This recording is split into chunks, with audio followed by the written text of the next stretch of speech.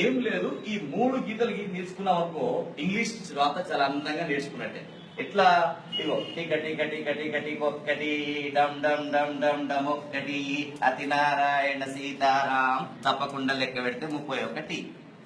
1 2 3 4 5 6 7 8 9 10 11 12 13 14 15 16 17 18 19 20 21 22 23 24 25 26 27 28 29 30 31. ఇలా రాగానే దీన్ని ఏ విధంగా చేసుకుంటే ఏ, ఇది బి, ఇది సి, ఇది డి, ఇది E, F, G, H, I, J, K, L, M, N, O, P.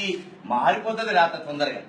ఏ ఒక్కటి బాగా నేర్చుకున్నాం అనుకోండి, ఏ చాలా చిక్కుడు గింజ ఆకారంలో నేర్చుకోవాలి. నేర్చుకున్న తర్వాత ఇట్లా అంటే పి అవుతుంది, ఇటు కింద గీస్తే డి, ఇట్లా అంటే పి, ఇది క్యూ, ఇది జి, కాలి గింజ రాస్తే ఓ, ఇట్లా ఇట్లా అనుకో ఎన్, ఇది ఎం, ఇది యు, ఇది డబ్ల్యూ, ఇది హెచ్, ఇది వై, ఇది సి, ఇక్కడ నుంచి ఇంతవరకు రాస్తే సి, ఇట్లా ఇట్లా అనుకో ఈ, అక్కడ రాసి చుక్క పెడితే ఐ, ఇట్లా అంటే ఎల్, ఇది జే, దీంట్లోనే కే, దీంట్లోనే ఎస్, దీంట్లోనే ఎక్స్ రాసినాం అనుకో ఏ సన్నగా రాసి బి పెద్దగా రాయవద్దు. ఏ ఎంత రాస్తామో బి కూడా అంతే రాస్తే బాగుంది. ఇది గుర్తుపెట్టుకోవాలి. పైన 7 1 2 3 4 5 6 7, కింద 6 1 2 3 4 5 6, పైన 7 కింద 6, మధ్యలో 21 1 2 3 4 5 6 7 8 9 10 11 12 13 14 15 16 17 18 19 20 21. పైన ఇగో బి, ఇది డి, ఇది ఎఫ్, ఇది హెచ్, ఇది K, L, T. B D F H K అంటే పై 2 డబ్బాలలో రాయాలి.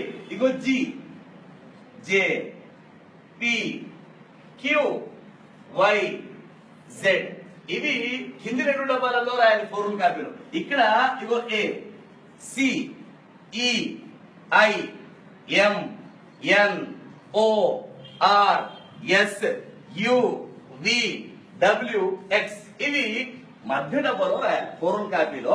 ఇవి పై 2 డబ్బాలలో, ఇవి కింది 2 డబ్బాలలో, ఈ మధ్య డబ్బాలో రాస్తే ఇంగ్లీష్ ఈజీగా మీరు చాలా అందంగా